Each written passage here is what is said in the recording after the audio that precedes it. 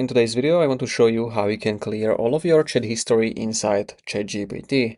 So first thing is you want to open this sidebar.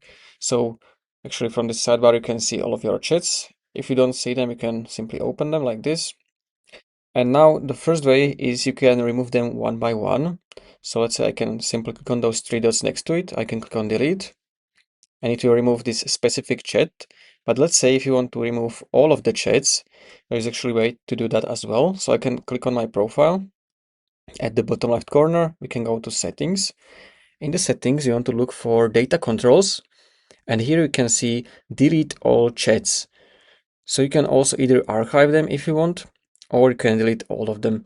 So if you click on it, it's going to ask you if you are sure, because this will remove all the memories from your chat.